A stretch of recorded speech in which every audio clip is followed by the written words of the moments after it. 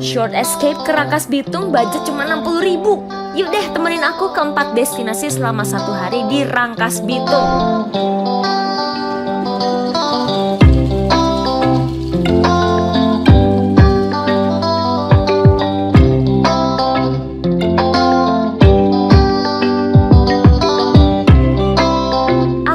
Perjalanan aku dari stasiun Bojonggede yang berarti 2 stasiun sebelum stasiun Bogor. Yap, trip ini bakal menggunakan fasilitas kereta api sampai di Rangkas Bitung. Aku berangkat jam setengah 6 pagi. Kebayang gak tuh bangunnya jam berapa? Aku transit dulu di stasiun Manggarai lalu menuju stasiun Tanah Abang. Dan transit lagi naik kereta tujuan Rangkas Bitung. Seneng banget di kereta yang ini aku bisa tidur. Lumayan bisa tidur 2 jam. Iya, butuh 2 jam perjalanan dari Tanah Abang ke Rangkas Bitung. Wih, sampai nih di stasiun Rangkas Bitung. Oke, keluar dari stasiun, aku jalan kaki ke arah kiri. Mau cari makan dulu nih, karena tadi pagi boro-boro makan. Bisa bangun aja udah bersyukur banget. Aku makan soto daging, tapi ini enak banget. Dagingnya tuh dibakar, yang akhirnya membuat si daging punya sensasi smoky gitu. Jangan ngiler ya.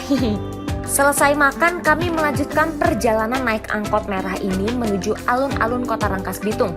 Biayanya 5.000 aja guys. Habis itu kita geser ke Museum Multatuli. Multatuli ini adalah nama pena dari Edward de Westdekker, warga negara Belanda yang memprotes praktik tanam paksa di Rangkas Bitung. Nah, di museum inilah kita bakal berkenalan lebih dekat dengan beliau dan melihat langsung buku fisik cetakan pertama Max Havelaar yang didatangkan dari Belanda.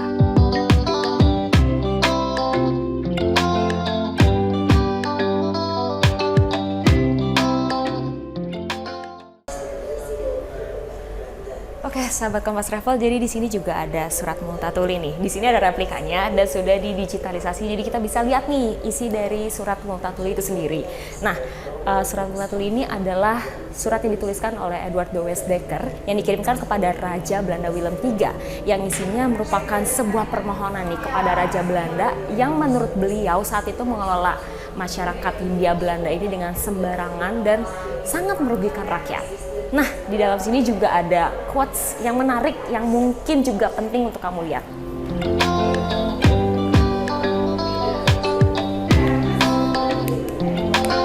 Selain mengenal sosok Multatuli, kita juga disuguhkan kisah akan perjuangan rakyat Rangkas Bitung dalam melawan penjajah di tanah air hingga terbentuknya Kabupaten Lebak, Banten. Terdapat 7 ruangan di Museum Anti Kolonialisme pertama di Indonesia ini, yaitu Ruang Selamat Datang, Kolonialisme, Tanam Paksa,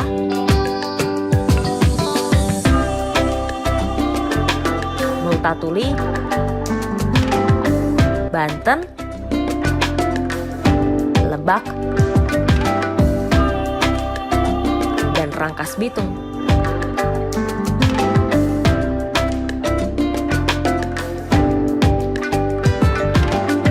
Museum Multatuli memang tidak besar guys, namun museum ini cukup homey.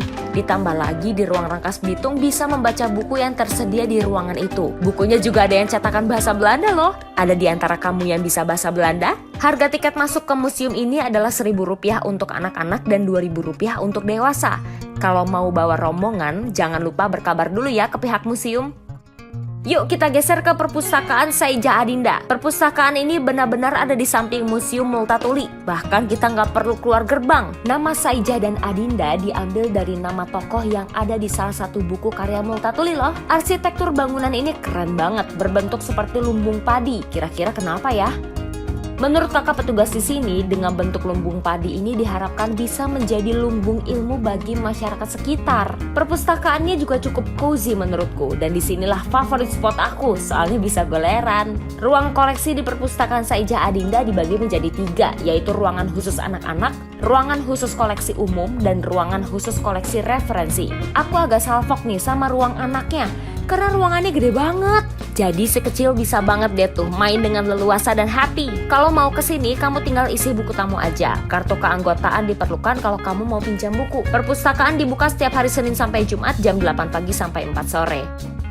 Let's go, kita geser ke destinasi selanjutnya, Watertoren Rangkas Bitung. Jaraknya hanya 220 meter, jadi aku jalan kaki aja deh. Watertoren ini merupakan bangunan peninggalan zaman Belanda yang diresmikan pada 1931. Mulai dari tahun 1970, menara ini nggak digunakan lagi, tetapi masih dirawat dan dipelihara.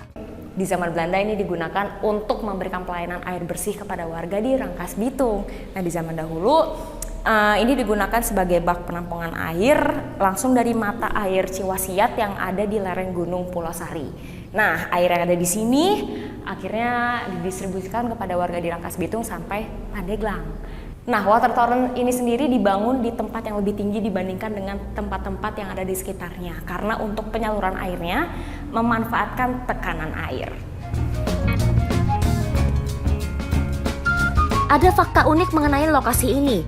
Sebelum direnovasi pada 2021, lokasi ini tampak seram hingga kerap dijadikan sebagai tempat uji nyali. Wadidaw! Tempat ini buka setiap hari dari jam 8 pagi sampai 10 malam. Aku saranin kamu datang di jam sore ke malam agar tidak kepanasan, dan saat malam hari, Watertoren ini dihiasi lampu warna-warni yang meriah. Aku mau kasih bonus satu destinasi lagi nih kalau kamu masih kuat berpetualang. Kalau ini jaraknya sekitar 350 meter dari Museum Multatuli. Saran aku kamu jalan kaki aja karena sayang kalau kamu tidak menikmati rindangnya pepohonan dan udara segar di Rangkas Bitung. Rumah Multatuli ini ada di sebelah area parkir Rumah Sakit Umum Dr. Aji Darmo. Bentuk bangunannya terlihat sangat tidak terawat. Plafon sudah pada bergelayutan, dinding dipenuhi dengan kotoran kelelawar dan ubin yang begitu kotor. Menurut Kepala Museum Multatuli Ubaidillah Mukhtar, sudah ada rencana dan anggaran untuk merenovasi rumah Multatuli di tahun 2020. Sayangnya, rencana itu harus dipospon karena COVID-19. Semoga bisa lekas direnovasi ya bangunan ini. Itu dia guys, rekomendasi kegiatan yang bisa kamu lakukan untuk mengeksplor Rangkas Bitung. Tempatnya seru-seru banget ya. Selamat berpetualang!